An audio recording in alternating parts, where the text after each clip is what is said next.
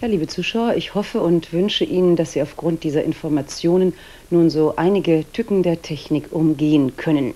Und am kommenden Sonntag sehen Sie dann wieder den ARD-Ratgeber Reise, ebenfalls wieder vom Norddeutschen Rundfunk. Doch bleiben wir noch ein wenig bei der Technik, genauer bei der Fototechnik. Der Urlaub steht vor der Tür und manch einer kommt mit ganz aufregenden Urlaubsfotos zurück und möchte als engagierter Fotoamateur diese auch selbst entwickeln und vergrößern. Unsere Sendereihe Technik als Hobby behandelt heute Farbe in der Dunkelkammer.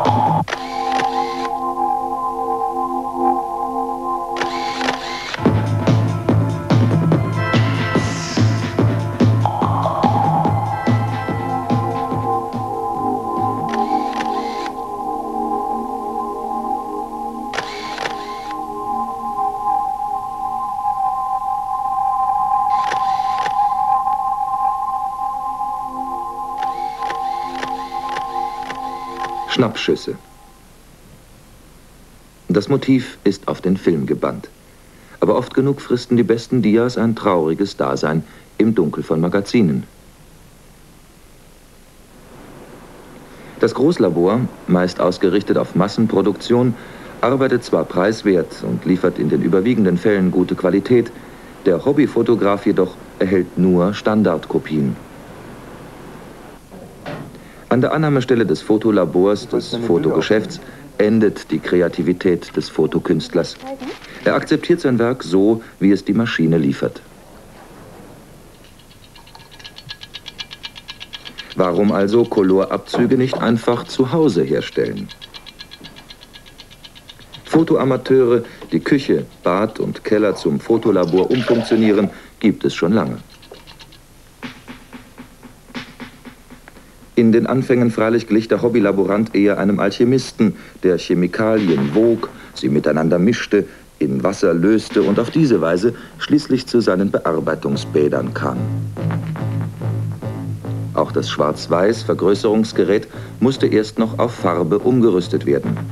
Filter wurden einfach in den Strahlengang gehalten.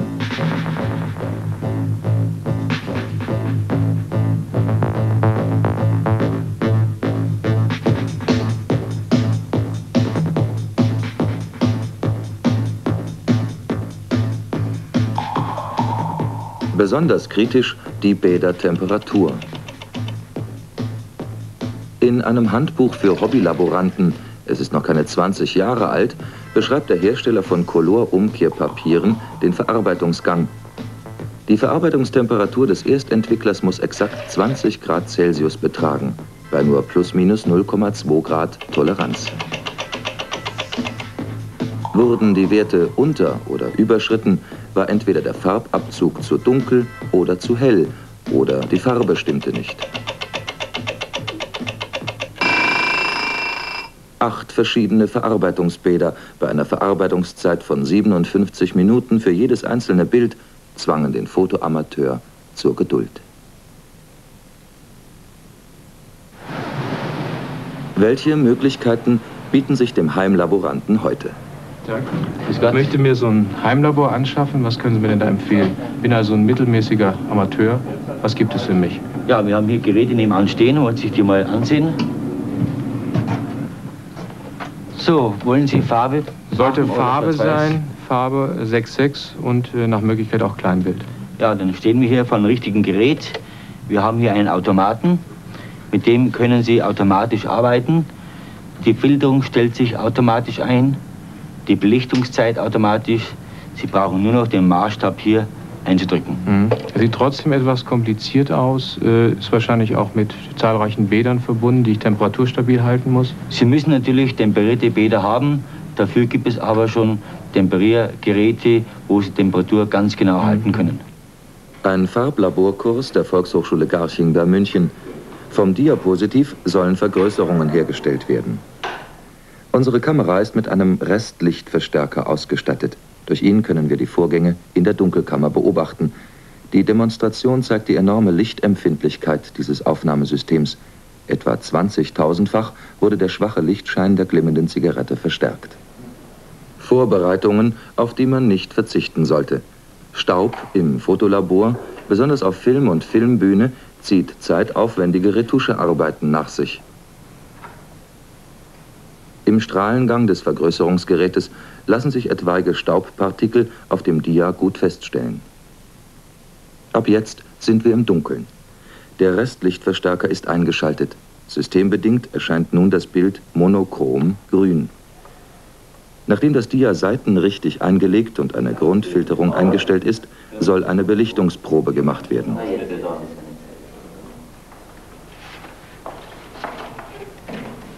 Das Licht ausmachen, es wird das Papier eingelegt.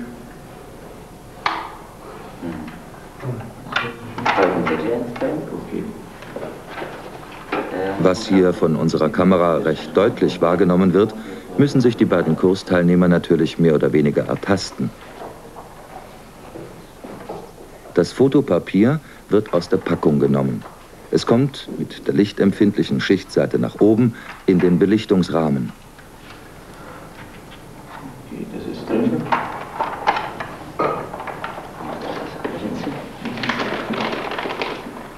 Die 4 Klappen des Mehrfachbelichtungsrahmens sind geschlossen, sodass das Dauerlicht eingeschaltet werden kann. Zeit einstellen, jetzt zum Ausprobieren mit 20 Sekunden. Die erste Belichtung.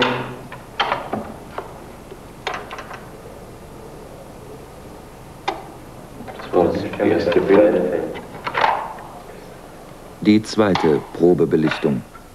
Insgesamt werden 4 Probebelichtungen mit verschiedenen Zeiten durchgeführt, bevor das Papier in die Entwicklungstrommel kommt.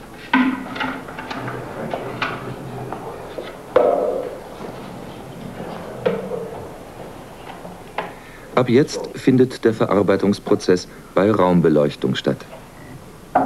Die erste Stufe, Vorwässerung bei 30 Grad. Beim Vorwässern werden die Papierschichten nass und damit aufnahmefähig für die Entwicklungsbäder. Nach 30 Sekunden im Trommelbewegungsgerät wird das Wasser ausgegossen.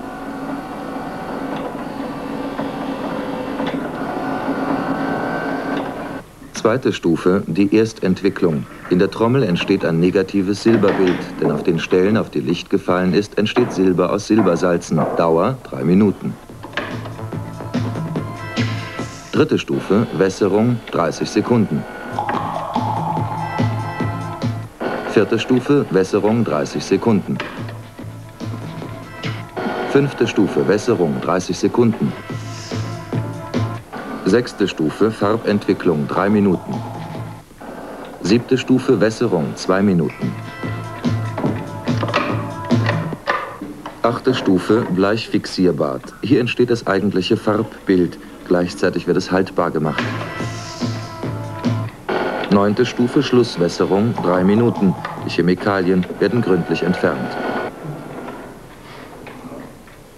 Der große Augenblick nach 18 Minuten. Ist was? Ja, drauf ist was. Aha.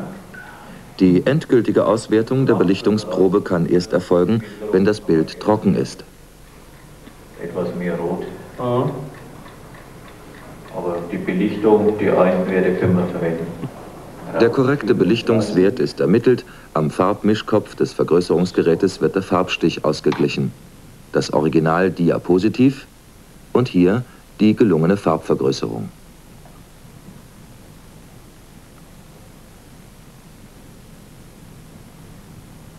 Gibt es nichts Einfacheres in der Verarbeitung? Es gibt was auf dem Markt, und zwar ein Einbadprozess, mit dem Sie bei Raumtemperatur arbeiten können. Mit diesem Ektaflex-System hat Kodak ein Verfahren auf den Markt gebracht, mit dem es künftig sehr viel leichter sein wird, im Heimlabor Farbvergrößerung herzustellen. Und zwar sowohl vom Diapositiv als auch vom Negativ. Zu der Ausrüstung gehört im Wesentlichen dieser Printmaker, einer Entwicklungsmaschine vergleichbar. Dazu gehört ferner diese Lösung, Aktivator genannt, und das Papiermaterial und der Film. Die wesentlichen Vorteile des Verfahrens sind, man kann auf einen Wasseranschluss verzichten, man kann auf den Elektroanschluss verzichten. Auch die Lösung hält sich ein Jahr und das Ganze geht in einer relativ kurzen Zeit. Wir werden Ihnen jetzt das Verfahren im Einzelnen demonstrieren. Von diesem Diapositiv soll mit dem neuen Ektaflex-Verfahren ein Farbbild hergestellt werden.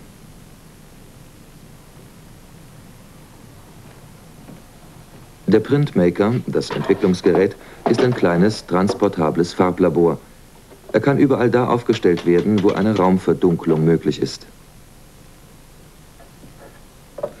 Bei diesem Heimlaborsystem ist der Aktivator das einzige Bad. Der gesamte Inhalt von knapp 3 Litern der gebrauchsfertigen Lösung wird in den Printmaker gegeben. Fertig sind die Vorbereitungen.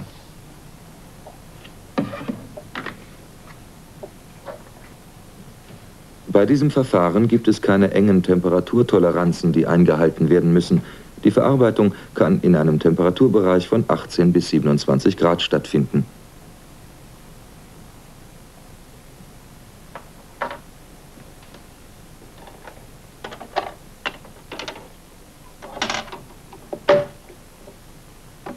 Einsetzen der sogenannten Filmgleitrampe.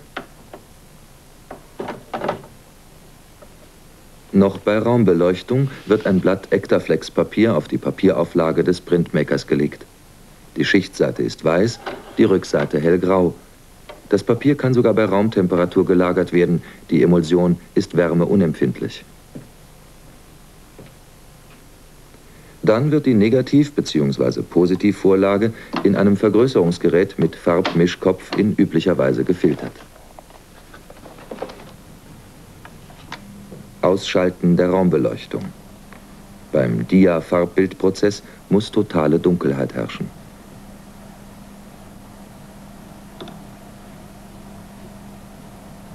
Der Ektaflex-Film wird belichtet.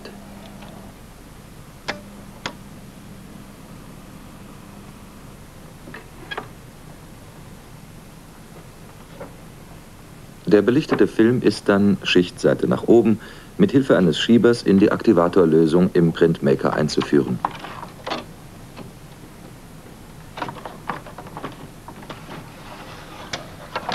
Nach 20 Sekunden wird die Kurbel am Printmaker gedreht. Ein Walzenpaar erfasst den aktivatorgetränkten Film und das Papier und presst beides Schicht gegen Schicht zu einem sogenannten Laminat zusammen. Film und Papier haben eine lichtundurchlässige Rückseite, sodass jetzt im Hellen das Ende des Farbübertragungsprozesses abgewartet werden kann. Etwa 10 bis 14 Minuten beim Positivfilm und normaler Raumtemperatur. Film und Papier können nun voneinander getrennt werden. Eine Wässerung des Papiers ist nicht erforderlich. Schon nach etwa 3 Minuten ist der Farbabzug völlig trocken. Zum Vergleich, hier ein Abzug, der im Fachlabor vergrößert wurde, und links unser Ektaflex-Bild, das gleich auf Anhieb gelungen ist. Der leicht bläuliche Farbstich wurde beim zweiten Versuch ausgeglichen.